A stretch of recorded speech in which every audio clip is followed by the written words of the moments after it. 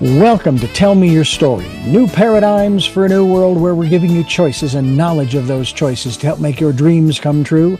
We are here 9 times a week, Sundays at 7 a.m. and 7 p.m., Monday mornings at 1 a.m., Wednesdays at 9 a.m., and Monday through Friday from 8 to 9 a.m., streaming live at all those times at richarddugan.com. We are on SoundCloud, iTunes, TuneIn Radio, Spotify, Stitcher, Player FM, as well as YouTube, where you can watch these conversations. I hope that you will take time to subscribe and click notifications so that when a new conversation is posted, you'll be notified and you'll be able to tune in, listen in, and learn, be entertained and inspired. A reminder that Choices, which is my book, 5 Steps for Life, it's available on Amazon.com in paperback, hardcover, and Kindle with Audible, soon to be released.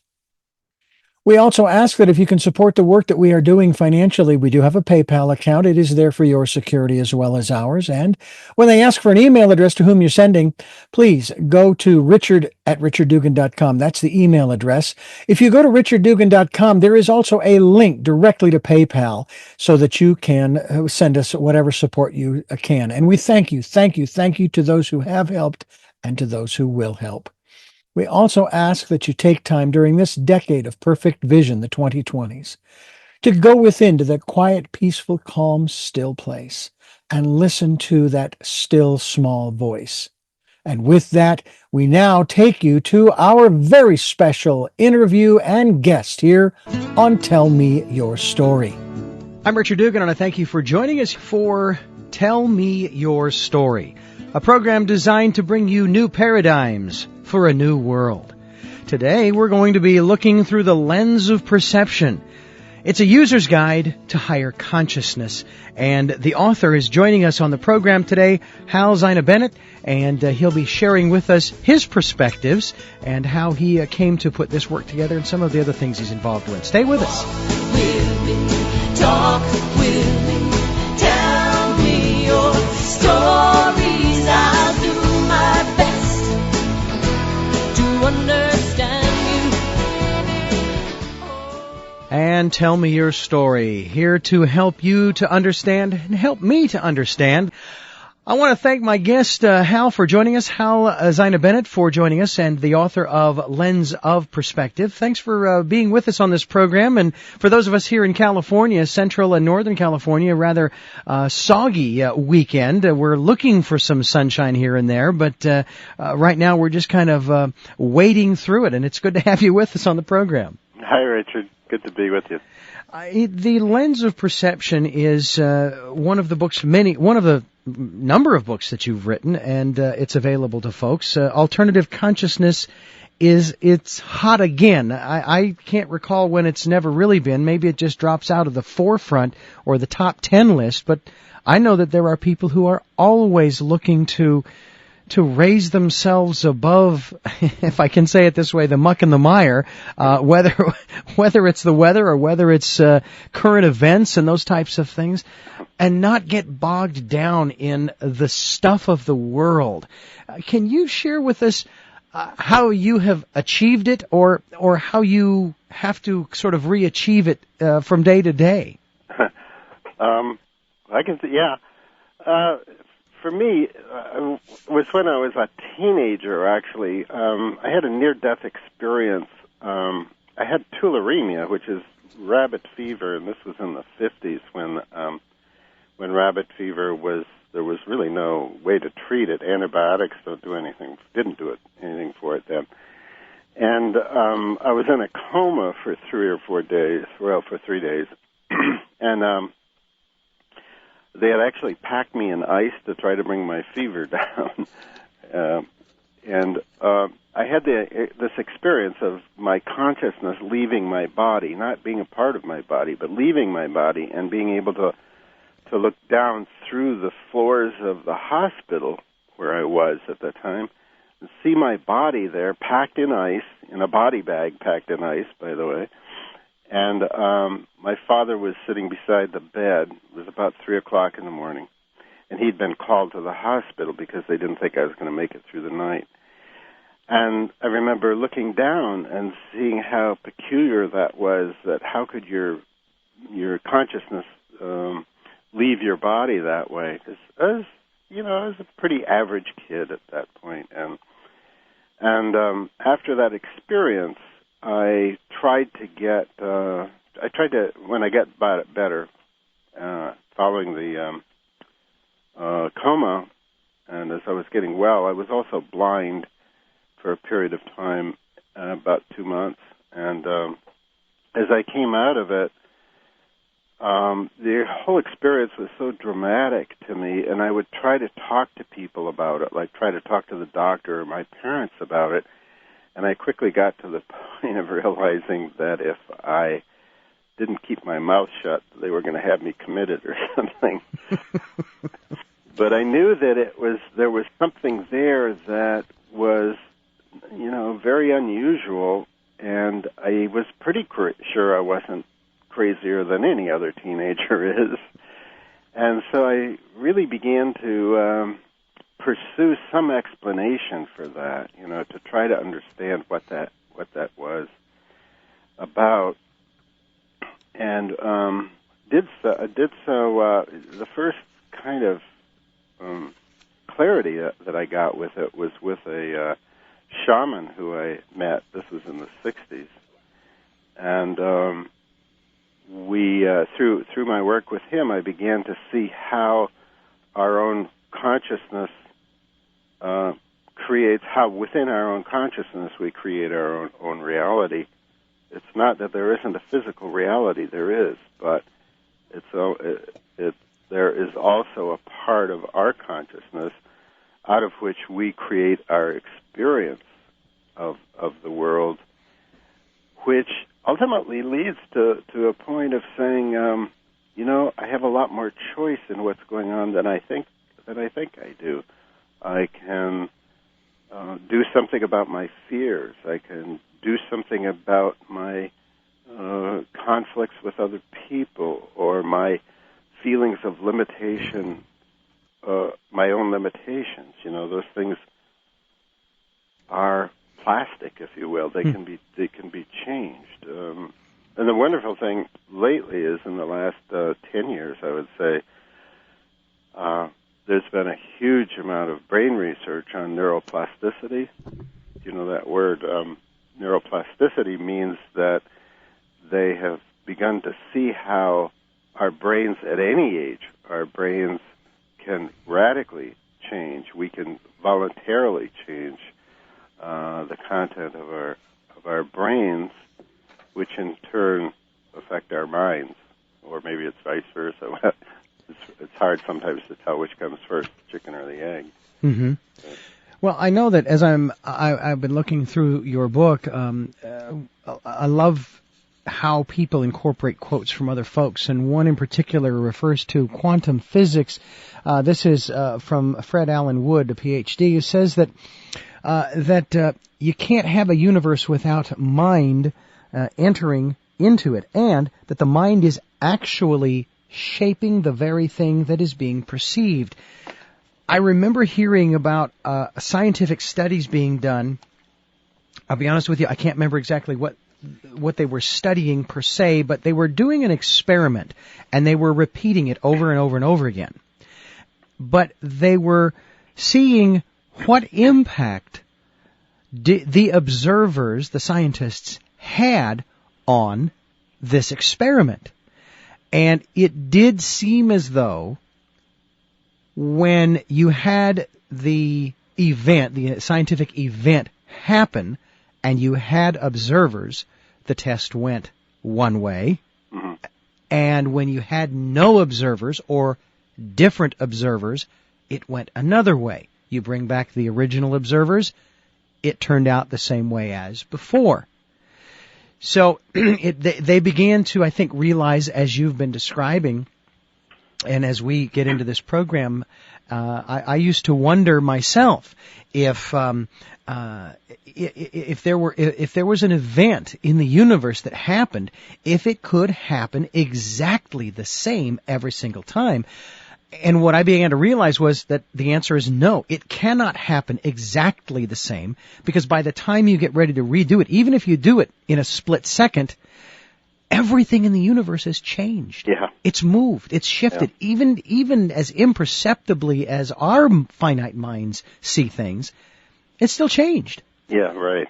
I mean, for example, I sit here and I'm talking with you, and as many people will observe as they see me face to face as we converse, my hands are moving all over the place, gesticulating everywhere, and just that movement alone is changing the universe. Yeah, yeah.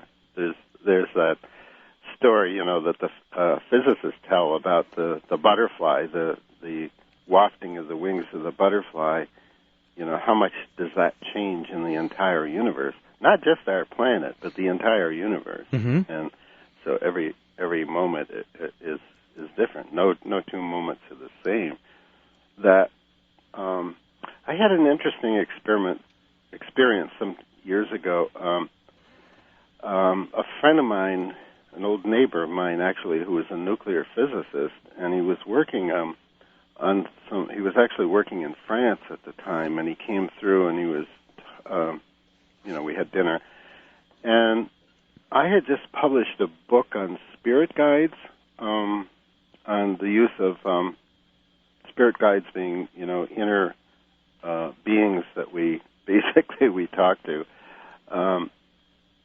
And he was fascinated by this book. And I said, why is that so fascinating to you? It's pretty far out spiritual stuff, And he says, because it answers something that we've been struggling with in the laboratory for a long time. And that is that if you have an observer, as you were just saying, if you have an observer who's trying to identify difference between particle and wave, or mass and energy, you can have one observer who's looking for energy be looking at exactly the same experiment at the same time as somebody looking for the particle, and depending upon what they look for, they will find that, right? Mm-hmm. So that's the perception thing. What he was saying about this spirit guide thing is that if each person looks at their own lens, that through which they're creating their questions, mm-hmm. then that lens will tell them how they're projecting to the experiment. It raises an interesting observation as well, and that is that there's no such thing as objective observation, because just by your very observing and your very presence in the proximity of that which you're observing, it's subjective, because it's going through, as you say, your lens of perception. And that's one of the first hurdles that we have to begin to understand and realize. Now, in terms of more, shall we say, practical applications, and so we sort of touched a little bit on it already. We all struggle from day to day with our perception of our reality, our limited vision thereof of reality, because we don't even see the whole picture of our own world, our own little world in which we live 360 degrees around us, within 6 feet. Right. And yet we're trying to understand the events of things going on around the other side of the globe and out into the universe. If we're looking at photographs of Mars or the Milky Way or whatever, we're still not getting the full picture.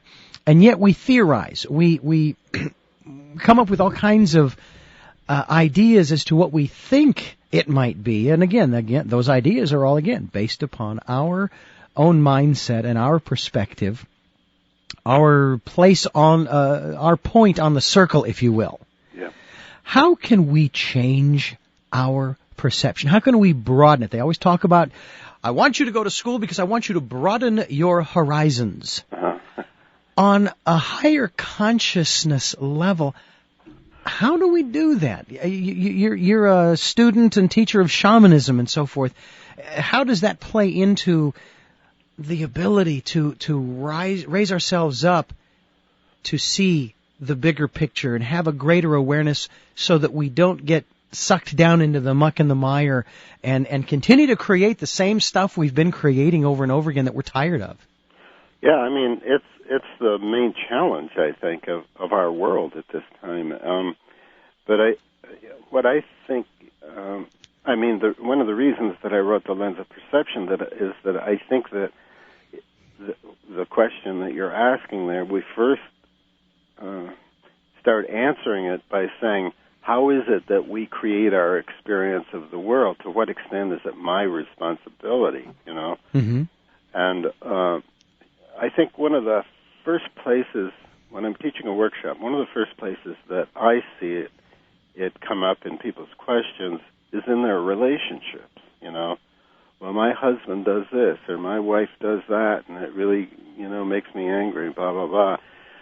And when you start working with that, you begin to see that both people are creating within their own separate individual lenses their perceptions of the other person. We never know who the other person is. The other person may never know who they are either, but mm-hmm. So that we have to start from the point of saying, I take responsibility for creating my perception of you, you know, mm-hmm. and be able to say, the way I look at the world, like, how do you create intimacy given that this perceptual thing is true? How do you create intimacy between two people? You create intimacy between two people by both of them sharing as much as possible. How do I put together my world, you know? And why am I in certain areas of our life together? Why am I making you the villain?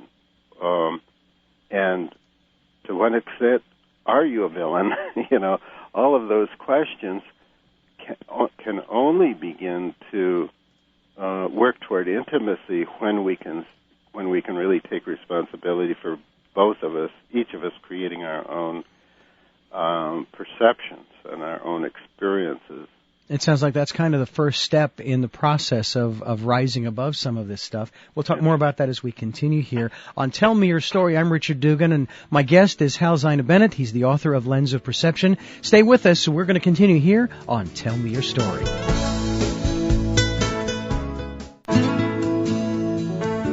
Welcome back to Tell Me Your Story. I'm Richard Dugan, and I thank you very much for joining us on the program. We're talking with Hal Zina Bennett. He's the author of Lens of Perception, and it's very interesting, Hal, how we came to this space and time. It took quite a while with your schedule and mine. I think that we actually started trying to connect and have you on the program back in September 2007, and it's taken this long to finally bring it to pass. Yeah, it's been a pretty busy time. And you are involved not just in the whole aspect of, shall we say, raising your own consciousness and changing your perceptions and perspectives of your world, but you're also teaching other folks as well. You talk about seminars, but you also help people to write, and you're involved in assisting people in writing their books and various things, and we can talk about that as well. But that's part of helping people to bring about maybe their dream of writing down and sharing with the rest of the world, or just family members, their thoughts, their ideas, or a book about their perspectives on the family. Whatever the case might be. So you're involved in other folks' lives as well, and helping to not necessarily shape their perceptions of the world per se, and at least not on a conscious level. Just by virtue of your existence there, you're affecting it. Yeah. And that's then an interesting perspective, that each one of us does just that. We impact and affect the perspectives and perceptions of the world by our input, if you will, into their lives.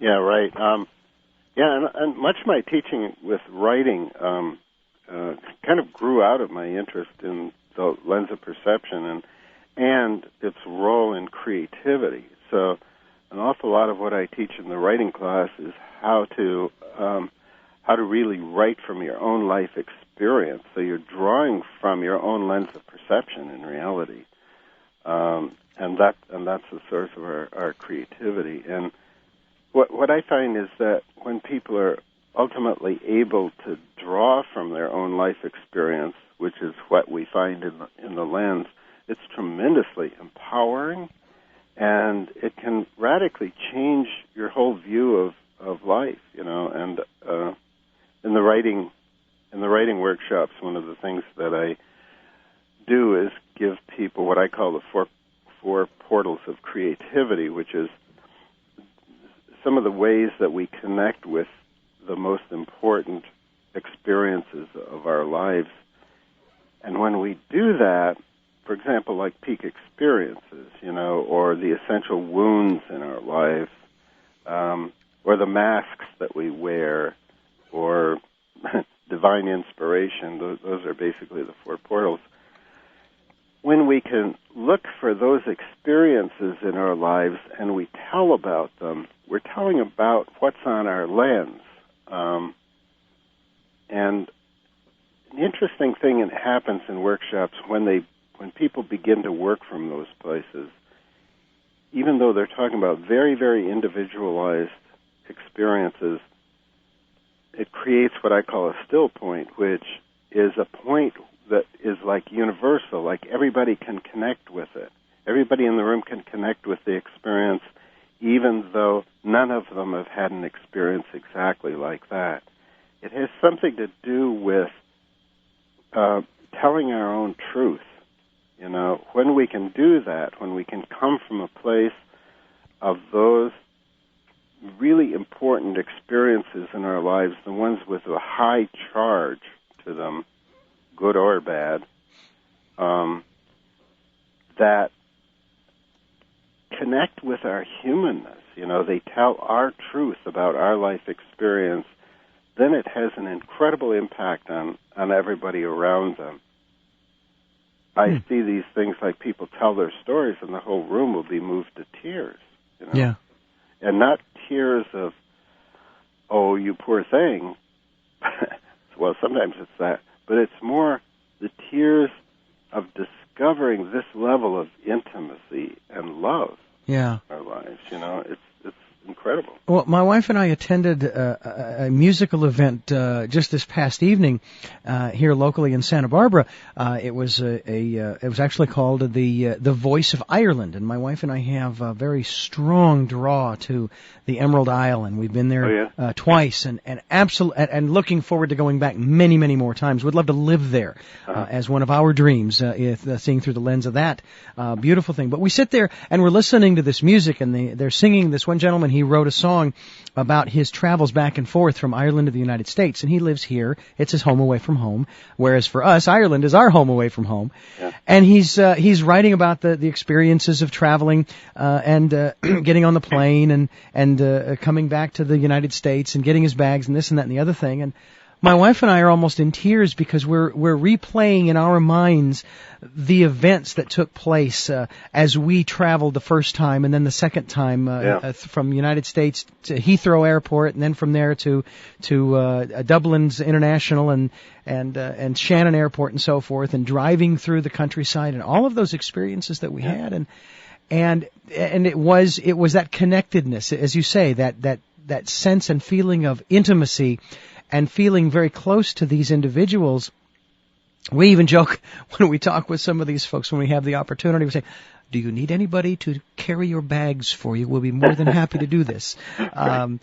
Because it is just a place that we absolutely can hardly wait to get back to. Love the experiences, love the people.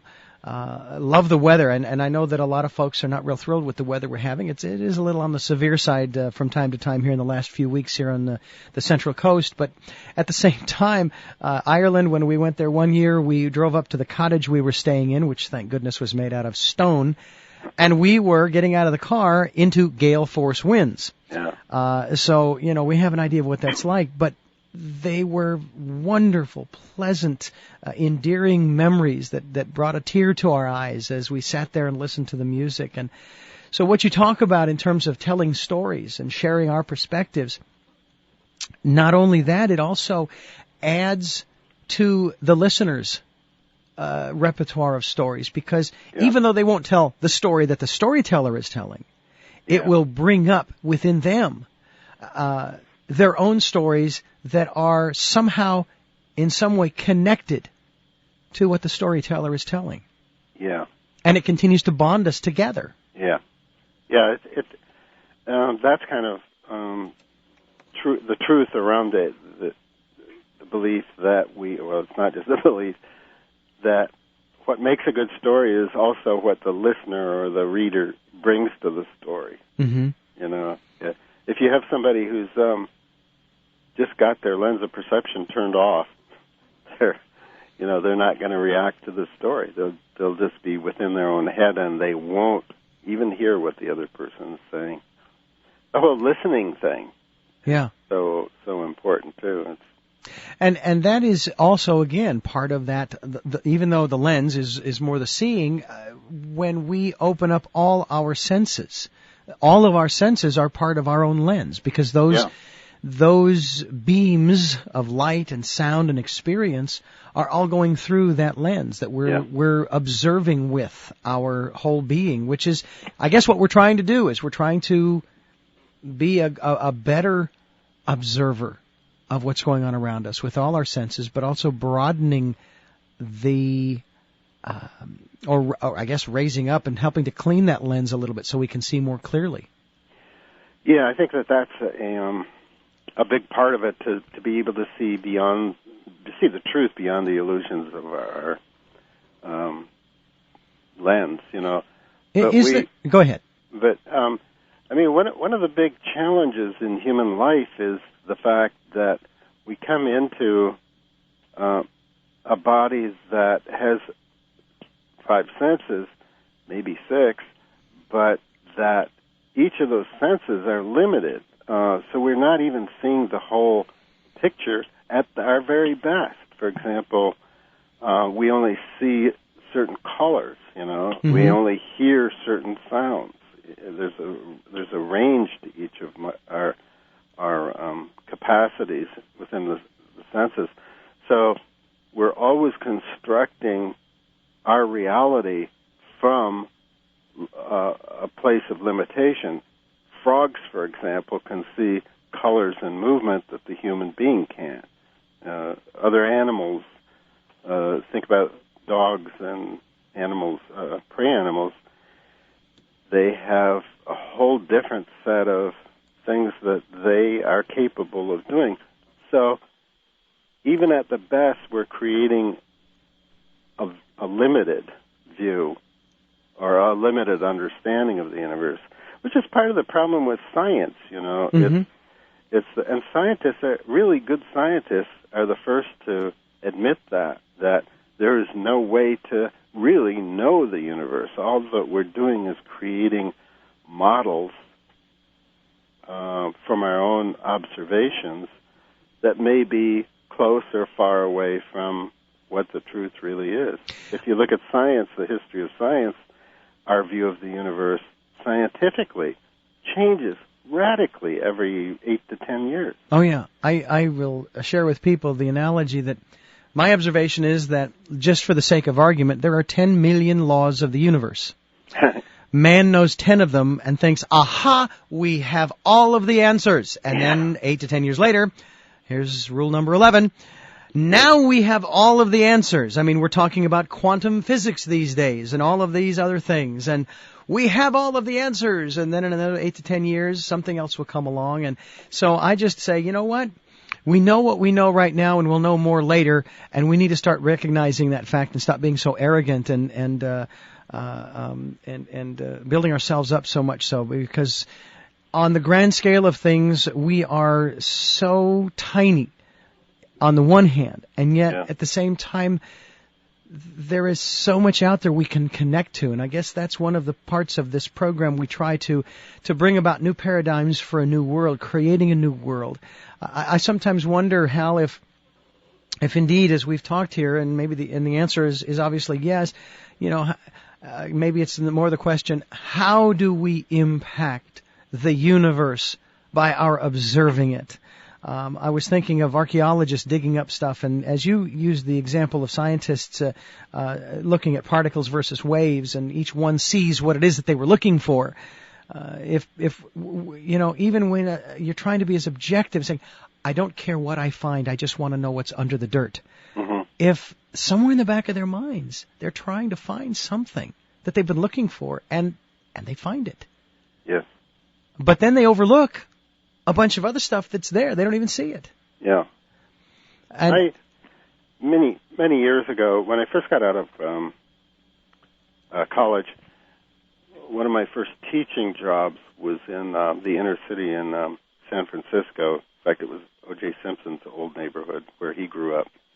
And very, very difficult, third, fourth generation, extreme poverty and stuff. And the children that I was working with at the time, it was at a daycare center that the San Francisco had for the kids, and like a Head Start type of thing.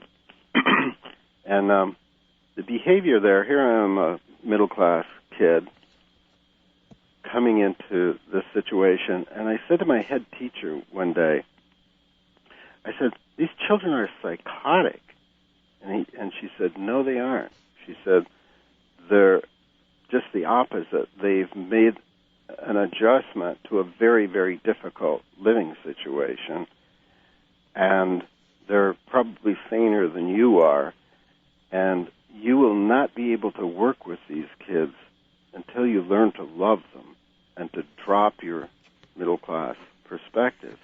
So it was a challenge to me, and I began to change, to try to drop my own perceptions, my own lens of perception as a middle-class kid who respected their teachers and got along well with other children and who shared and who did all of these things. And so it really challenged me to change the way I looked at the world. I had to start looking at the world through their eyes. And when I did, it was one of the most exciting things that ever happened in my life. I became more effective as a teacher, for sure. And I began to see how working together that way, we really were able to change these kids. That group of kids, 30 children, moved from being traditionally the bottom of their class in school to being in the top in 1 year. In 1 year. Wow. And the big change was led by that head teacher who said, you have to learn to see the world through these children's eyes and to understand their world. And that's the only way. You've got to love them first. And in order to love them, she said, interesting thing, she says, in order to love these children, you have to accept the fact that they can stab you in the back, and it's not going to change your feelings about them. Wow.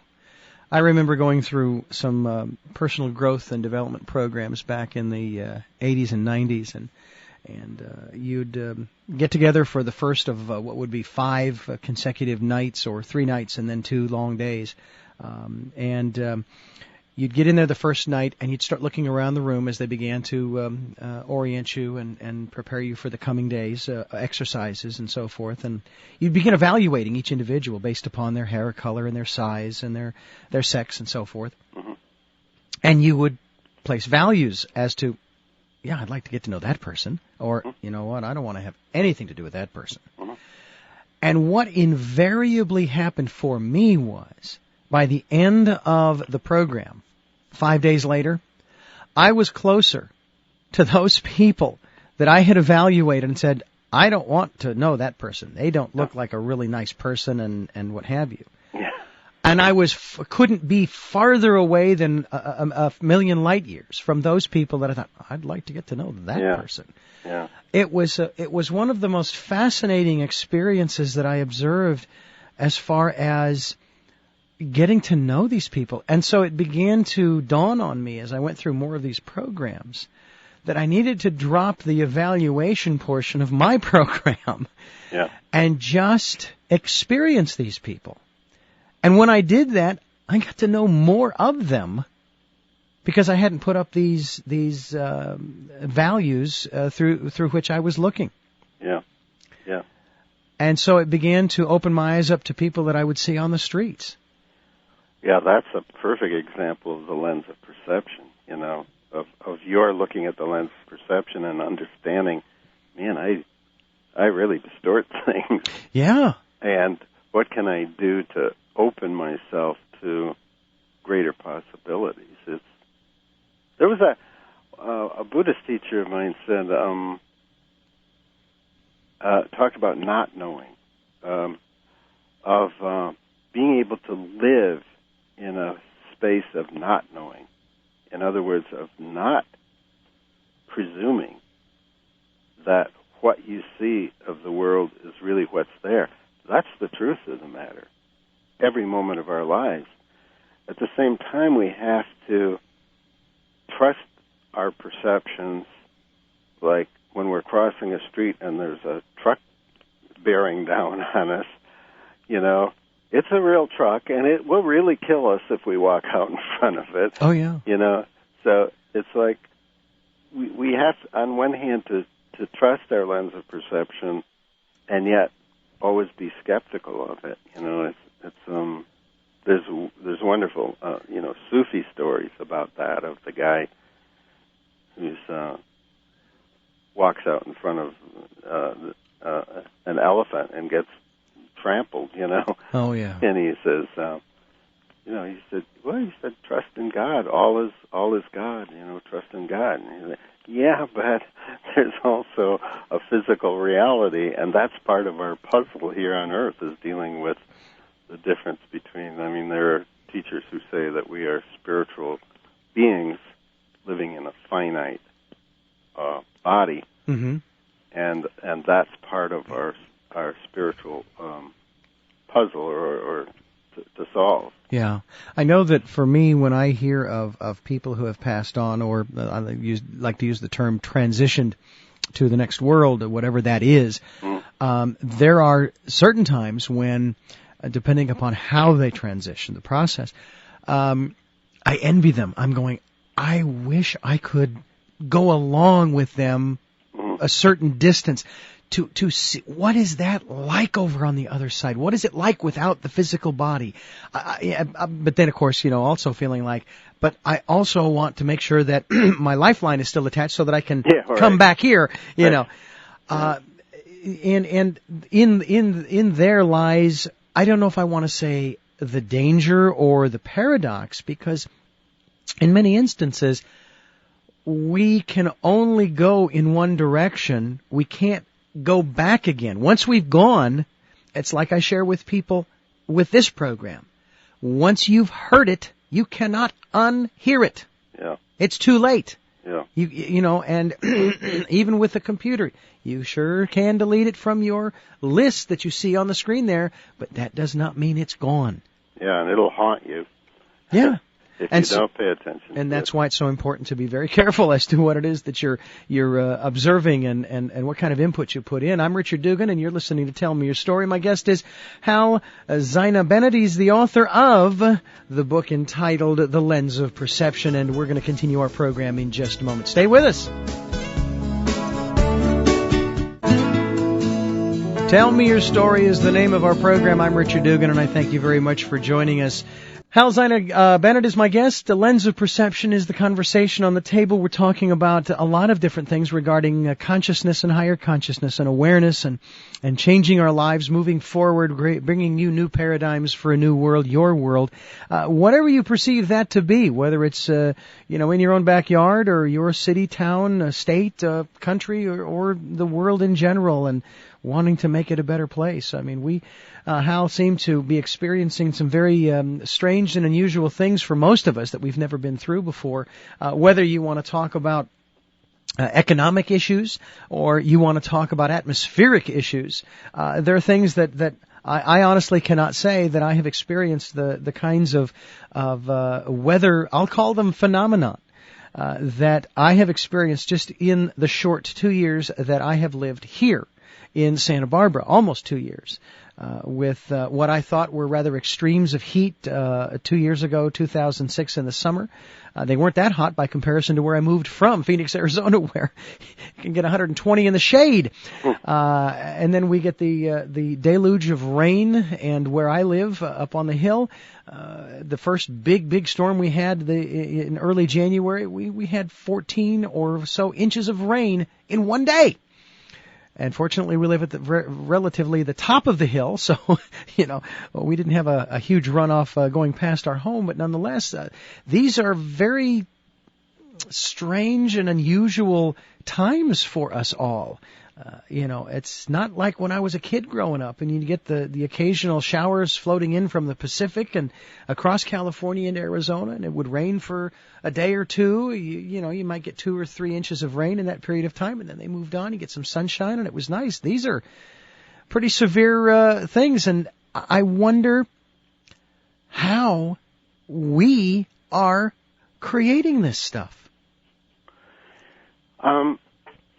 Are you asking me? Yeah. I mean, if we create our reality, if we have an impact on that which we observe, then what in the world is going on in our minds collectively that's generating these things? We got to take responsibility. That was kind of like the first step you said. Yeah. I think that's a big part of it. I think also that we need to realize that we're not the only mind that's involved in the whole thing, but you wonder sometimes, like the degree to which the earth seems to be affected by the consciousness of the time. We've got more earthquakes, more volcanoes, more, what's the giant waves? Tsunamis. Tsunamis. Mm-hmm. More natural disasters per month than we've seen in a long, long time. On the other hand, you can look back through the history of the planet itself, and we've certainly gone through way more dramatic things than we presently are. Where almost all the life forms were wiped out again and again and again before we got to this state. However, I really do believe that there is some truth in our consciousness having an impact on the earth. Certainly, we're facing things like global warming. We're certainly responsible for that. We're not taking care of the earth. I wanted to read a quote from the book from a woman by the name of Elizabeth Sahtouris. She's an author, but she's a futurist and an evolutionary biologist, and quite an amazing woman. And she's written a couple of very provocative books, and she's also a good scientist. Anyway, here's what she says.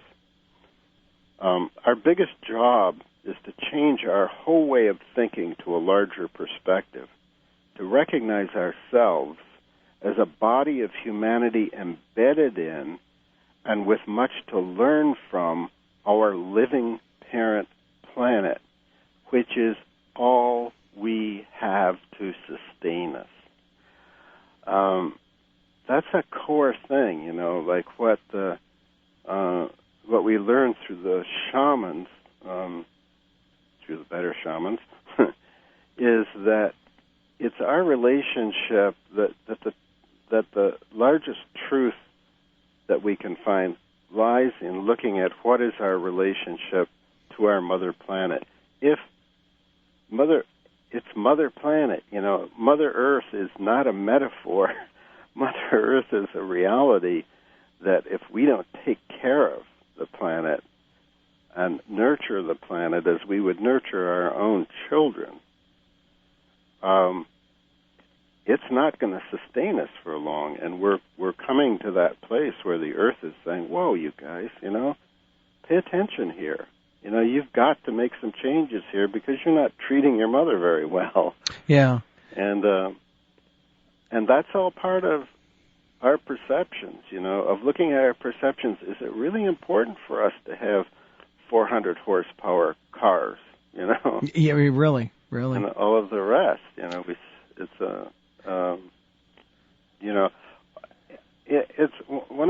shamans I worked with that said, every decision that you make, you can simplify every decision and every choice you make by asking first, before you act, will this be improving my relationship with the earth or threatening it?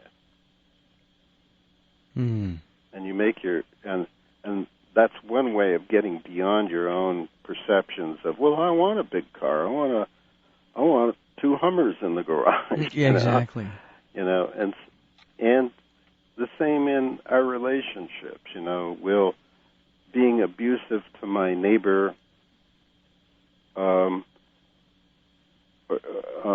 rather than trying to make peace with my neighbor, is that working toward improving the relationship with the planet, ultimately? I have this image of a wet dog who is trying to get dry and stands there and shakes and is just shaking his entire body to try to get that water out of his fur, and it's kind of like what the planet is doing too, in one sense. Yeah. That's an interesting thing. And we have whether and I find it fascinating, those detractors of whether you want to call it global warming or what have you, who argue that it isn't real and it's this is just one of the natural cycles of the planet, and I say, so what if it's just one of the natural cycles of the planet? Does that de-obligate us at all to taking care of it? I mean, no. My wife and I lived back in Phoenix, and in the neighborhood in which we lived, there was a house down the street that was occupied by people who were, unfortunately, we could never prove this, but you could see the signs, involved in some type of drug activity. Yeah. I have since found out that the home was sold for a pittance, not because of the real estate market, but because the house was so trashed, they were literally going to have to go in, tear down the interior walls, completely replaster everything. The house was going to have to literally be gutted before it could be sold again, because they had destroyed it. Well, that's no different than what we're doing when we don't make conscious decisions about what we're doing. I would rather take my vehicle to a mechanic to do an oil change, even though I know how to do them, than do them up on the hill where I live, where I have no pavement or concrete, where I have no real a proper disposal area, and then just let the oil just run down the hill because somebody lives down the hill from me. Yeah. And it could be me, To say nothing of just how it will eventually make its way to the ocean. Exactly. And we've seen the disasters in that regard. Whether you take a look at San Francisco Bay and that one ship that hit the piling, or the Valdez, or whatever other examples you want to use, we just simply cannot continue down this path. One of my guests last month, Barbara Marks Hubbard, also a visionary and a futurist, has also spoken about looking at things differently. A different, broader perspective. And as we shared in our program, I was making the comment to her that it's like, I know there's another way to do things. Yeah. I don't know what it is. I just know that there's another way to accomplish the same goals and get the same results that we want, but in a better way that is better for ourselves and the people around us as well as the planet. And I am bound and determined to find those ways and to spread them and share them. And that's why we do this program. Tell Me Your Story is designed to bring about the new ideas that are out there. And some will say, well, but they're not new, they're old. Well, so old or new, whatever you want to call them, we have to be doing things differently. That's just the bottom line. And having you on the program is part of that, helping us to understand what is the lens of perception. How do we broaden our perspective? How do we clean that lens and allow ourselves to raise our consciousness, as you talk about the user's guide, to higher consciousness? And there are many, many people who are trying to achieve just that. And we truly do appreciate you taking the time to share with us. You also have a number of other books that are out there and available, and I just wanted to kind of run down a few of those titles before time gets away from us. And they're all, many of them are all spiritually based. You have Spirit Animals and the Wheel of Life, Earth-Based Spirituality for Everyday Living. Zuni Fetishes, using Native American objects for meditation, reflection, and insight. You also have Follow Your Bliss. I love this. This is great. Follow Your Bliss, discovering your inner calling and right livelihood. Spirit Circle. This is a novel. You also have Spirit Guides, companions and mentors for your inner journey. And then you also delve into writing with writing spiritual books, a best-selling writer's guide to successful publishing, and Write from the Heart, unleashing the power of your creativity. We all have a story to tell, don't we? Yes. What is, in this limited time we have left, what is the first best step for us to take to write those stories? Well, I think the first best step is to draw from your own life experience and to recognize the power of doing that our creativity comes not from inventing a reality so much as, really understanding how important our own life experience is and how we've operated with that. I wonder if I could, you brought up some questions, I wonder if I could read some, I think it would take about a minute and a half. Sure, go right ahead. There was, toward the end of the book, I'm recording a conversation I had with a shaman teacher, and he said, if you too closely identify with what your lens seems to be telling you, your life becomes little more than a mere reflection of what that holds. So what's the remedy for this, I asked. Good question, he responded. The remedy is telling the truth to yourself. Over the years, I've reflected again and again on this exchange between us, and it is clear to me after some 30-plus years of such reflection, I must confess that telling the truth to ourselves about what our lens contains is the key. We need to know how we distort our perceptions of the world around us and our perceptions of ourselves. How does the material we hold in our lens limit our ability to act appropriately or to embrace our own potentials and act upon them? We can only know this by learning to accurately read what is contained in our own lens, and nobody else can do this for us. Perhaps in seeking the truth beyond the illusions within our lens, we will discover the part each of us can play in the evolution of a greater, more perfect human order directed more by nature than by our own egos. In the process, we will come to know our true selves, hidden amongst the phantoms that have played within our lens of perception nearly from the day we were born. Good words for thought to wrap up our program with. And Hal, I want to thank you so much for joining us and sharing with us your insights and your perceptions. And you can also go to Hal Zina Bennett, HalZina Bennett, .com, and you can check out a lot of the things that Hal is doing, workshops, seminars, the books. You can also go to richarddugan.com and go to the radio shows page and scroll down to his interview and listen to this program again, and also click on the link next to that to take you straight to halzinabennett.com. And again, Hal, I want to thank you so much for joining us here on Tell Me Your Story, and we look forward to having you back on again in the near future as well. Oh, thank you. It's been fun. And I hope that you have enjoyed our program. Share this time with us and help to build your world, a better place for all of us. I'm Richard Dugan, and again, I thank you so much for joining us, and I hope you will check out richarddugan.com. Email me. Let me know what you think of the program. If you have any ideas or suggestions, it's richard@richarddugan.com. That's richard@richarddugan.com. Obviously, the website, richarddugan.com. Check out the radio shows you've missed. My love to Lal, and have yourselves a wonderful day. Bye-bye.